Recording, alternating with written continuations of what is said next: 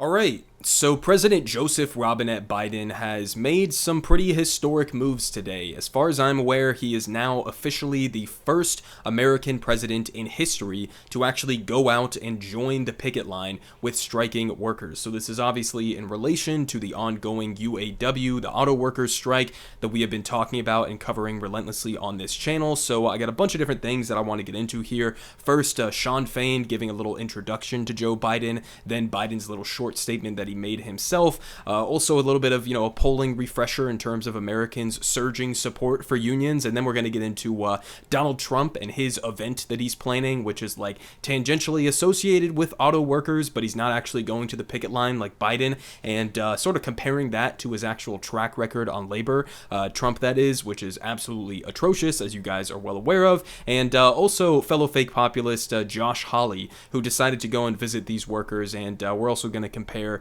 his labor record as well, that similarly doesn't really match up with his so-called support for these workers. So let's just go ahead and start here with Sean Fain, the guy who has been absolutely killing it, blasting billionaires, torching the bullshit rhetoric of a lot of these big three automaker CEOs. So let's hear what he's got to say. This is a historic moment. The first time in our country's history that a sitting USA president has came out and stood on the picket line.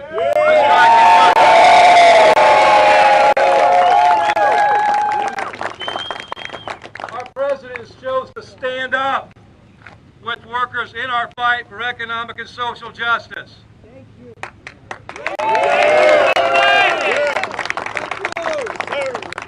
It's a historic day and a historic moment in time. This.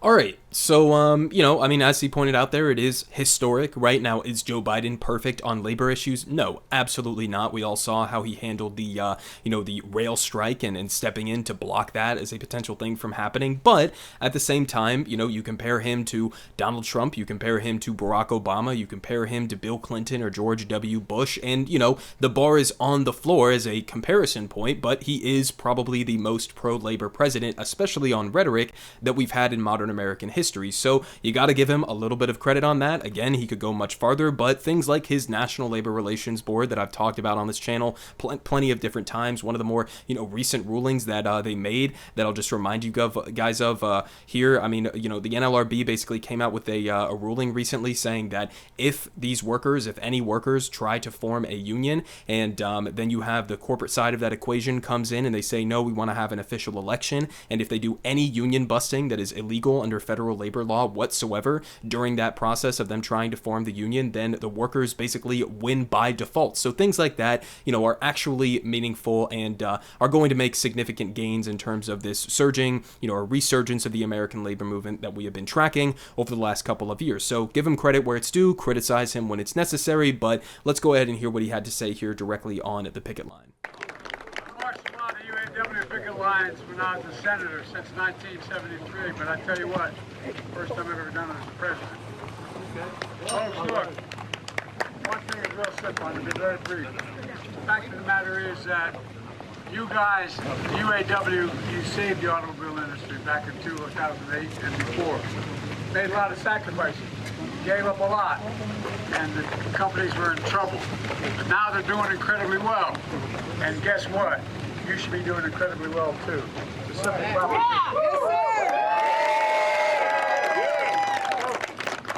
Stick with it, because you deserve the significant raise you need and other benefits. Let's get it! We'll get back what we lost, okay? Yeah. We say them, it's about time them to step up for us. Thank you. Now, there's a guy I know you don't know here, but I brought him along anyway.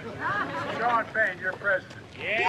All right, so, short little statement there. I kind of wish that he had done something a little bit more extensive. But again, this is the first time that a president has ever gone to this extent, right? Now, you could turn around and you could say this is just him making political moves and he wants the UAW or these workers' endorsement, which they haven't given him. And I'll get to that, the details of why this union hasn't officially endorsed Biden here in a second. But, even if this is virtue signaling, even if this is just rhetoric, that virtue signaling is actually going to put a significant degree of pressure on these big three automakers in meeting some of the demands and giving a lot more leverage to these, the workers that are out on strike. So I think it is meaningful, and I don't see any reason to downplay that. Now, moving on to Donald J. Trump, the former president, who is also again going to be doing some sort of like worker event instead of going to the GOP, the second GOP debate that's coming up this Wednesday or tomorrow, I guess. And so he's going to be going and doing this event. And, obviously Donald Trump, his record on labor, that we'll get into more details here in a minute,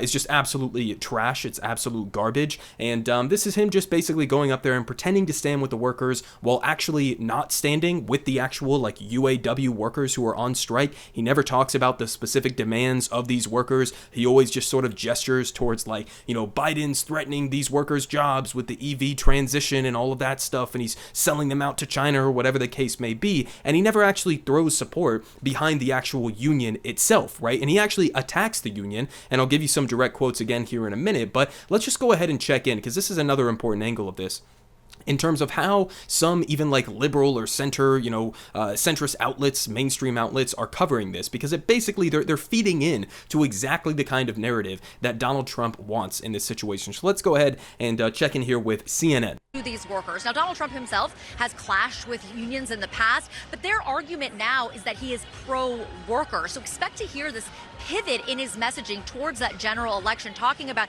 those, as MJ mentioned, the electric vehicle policies, the green policies of the Biden administration. Trump likely to be slamming those policies and saying that he is more pro-worker, that's going to kill jobs, in fact, in Michigan. But again, it is going to be interesting to see here. This is huge political ramifications. And again, as MJ said, the UAW has not yet endorsed a candidate. Trump himself already posting on Truth Social that they should be endorsing him. That would be obviously a huge win if that were to happen, Manu. Pivoting to the general while the primary.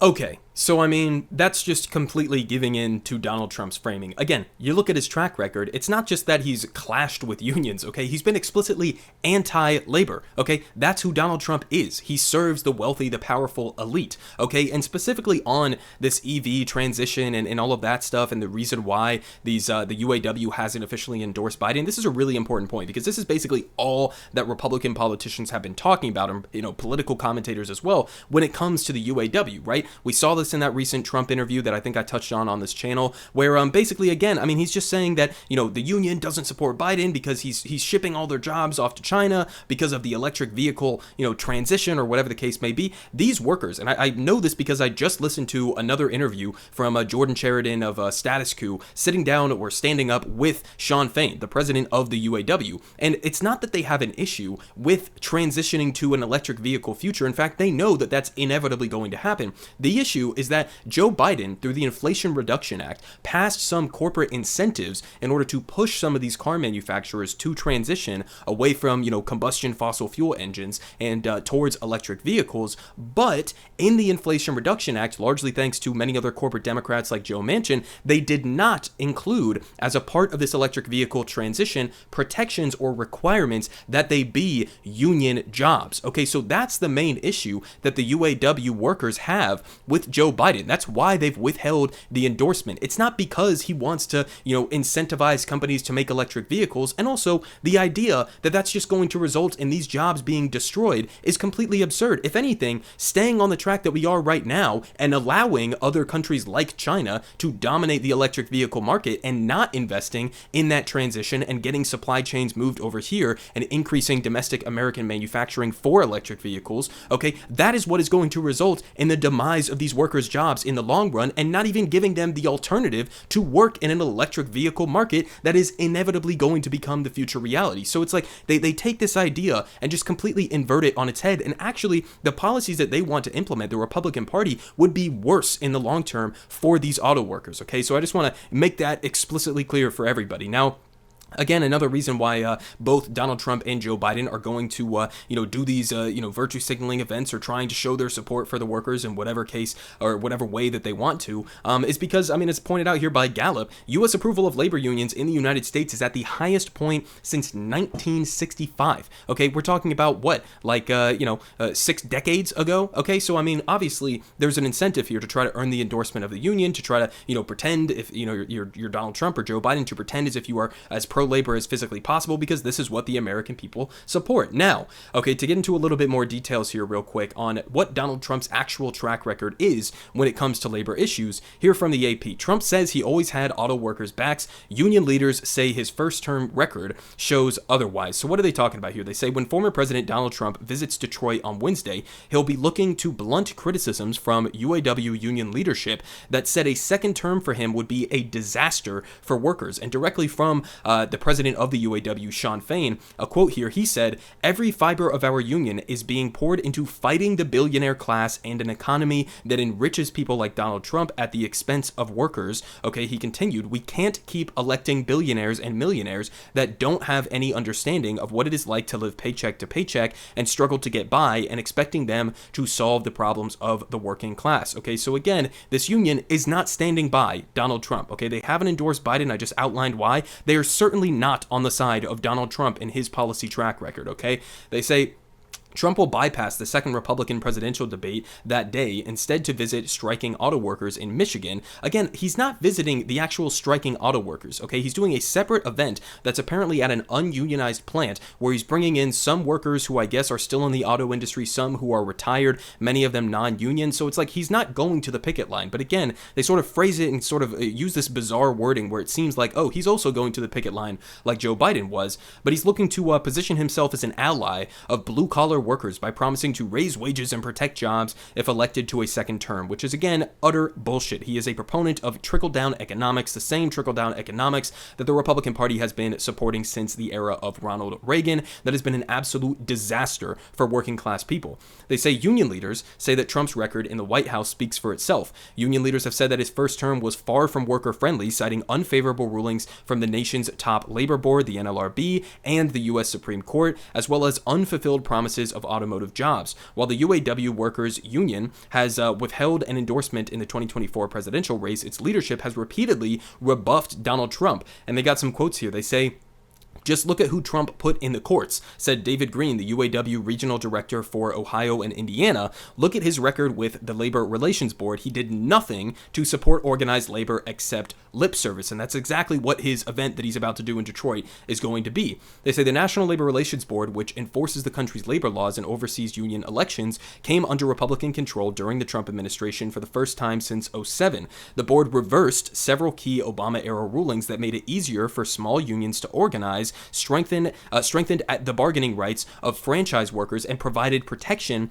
against anti-union measures for employees. In 2017, the Trump-era board reversed a decision holding employers responsible for labor violations by subcontractors or franchisees. In 2019, the board gave a boost to companies that use contract labor, such as Lyft and Uber, by emphasizing entrepreneurial opportunity in determining a worker's employment status, making organizing harder. They're referring to gig workers here, okay? I used to be a DoorDash delivery driver myself, okay? These companies are nothing but an exploitation factory. They pay the workers pennies on the dollar. They price gouge the consumers. It's a fucking disaster. To frame this as entrepreneurial opportunity is nothing but utter bullshit. They continue.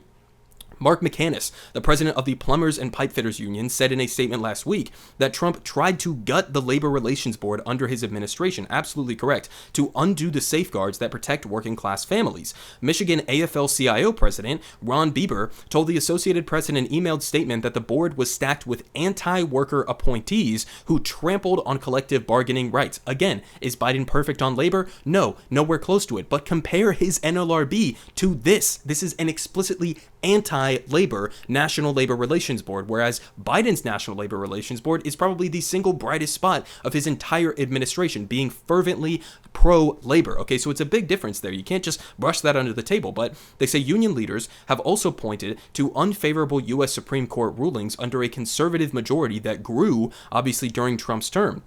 The nation's high court has dealt a number of blows to unions, most recently ruling against unionized drivers who walked off the jobs with their trucks full of wet cement, allowing a civil suit to go against them, or that was against them, to go forward. And I talked about that again on this channel. Essentially, this case was the Supreme Court setting the precedent that if a union goes on strike and they tangentially cause some sort of financial damage to the company, then that company has the right to sue that union for the financial losses, which cuts against the entire purpose of having the ability ability to go on strike, which is to cause financial harm to the fucking company so that they have an incentive to go back to the table and negotiate with your demands. Again, very vehemently anti-labor, right? And this is his Supreme Court that's making these decisions. They say in 2018, the court's conservative majority overturned a decades-old pro-union decision involving fees paid by government workers. The justices in 2021 then rejected a California regulation giving unions access to farm property so they could organize workers. As president, Trump sat largely on the sidelines during a 40-day walkout at a General Motors plant in 2019. Oh, so when you're in office and there's a walkout, you don't go out and pretend to stand by these workers, okay? But now that you're running for re-election, you're going to go do this whole virtue signaling bullshit fest that you're doing. Okay, so they continue. They say, this guy Chung, who is a campaign spokesperson, responded to criticisms from labor leaders with a long list of economic gains and policies from Trump's time as president, ranging from the surging stock market to low employment. You know who has dramatic, disproportionate ownership of the stock market? The top 20%, the top 10%. It's something like the top 20% of Americans in terms of their wealth owns like 90+% of the stock market, okay? That's what he's using to brag about how he supported union workers. What are we talking about here? Okay. Also, low employment. He said he cited Trump's broad push to remove regulations and abandon or renegotiate trade deals as beneficial to American workers across a range of industries. I mean, keep in mind, when he says we're going to cut the red tape, we're going to get rid of regulations, he's including in that regulations to protect labor, to protect workers. Okay, that's what he's talking about there. Trump has used a similar tactic in an effort to separate workers from a UAW leadership that endorsed Democrat Joe Biden in 2020, and that has attacked Trump ever since.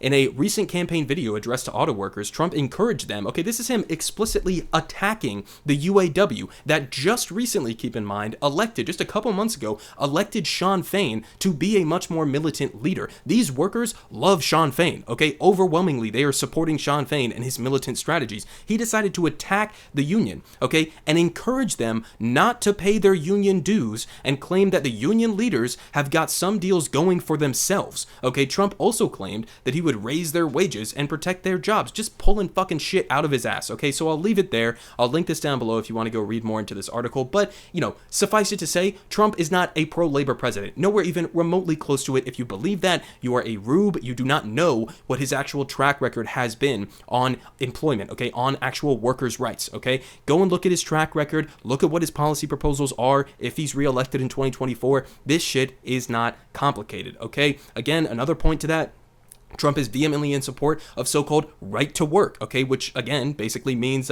you allow in certain states where they have a right to work laws, you have workers who are making dramatically lower wages. Why are they making lower wages? Well, because you basically undercut the power of a union by allowing workers to just sort of like opt out of a union and not have to pay union dues, and supporting the ability for the union to actually get leverage in order to get better benefits and wages. So you have people who refuse to pay union dues, refuse to be a part of the union, and then they're reaping the benefits of the union, which just undercuts the financial capabilities of the union. Again, the ability for them to actually go out and bargain for better working conditions, for better pay, etc. Okay, so he's in support of right to work laws, as is basically every single Republican who's running for president, and that includes, of course, guys like Josh Hawley, who's not running for president, but is obviously a senator, and decided to go out to the UAW picket line and do a bunch of, again, similar virtue signaling here, where he's saying these people deserve better pay, better benefits, and guarantee that their jobs will stay in America. Oh, okay, so are you saying you support the exact demands that these workers are making for the,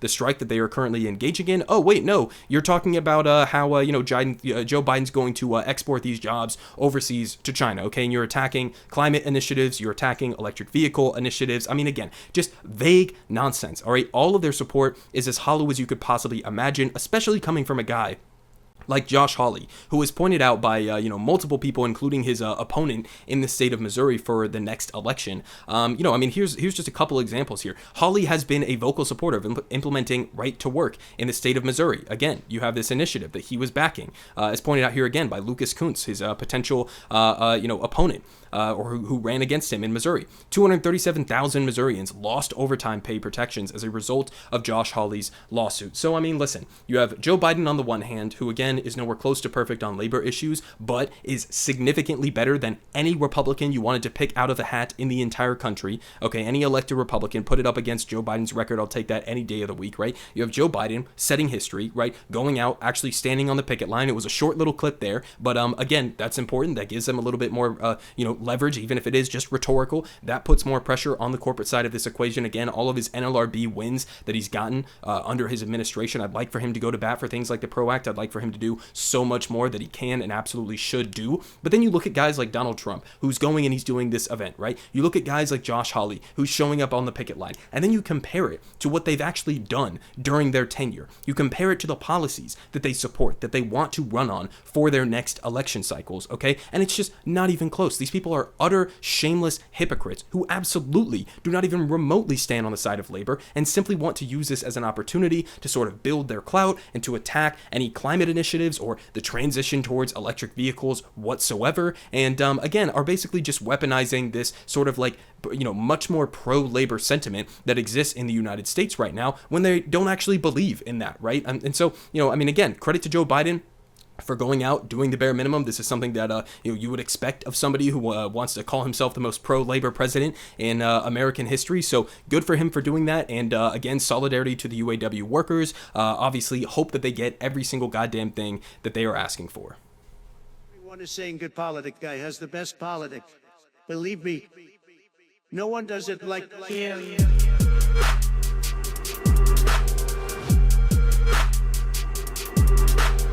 Believe me, everyone is saying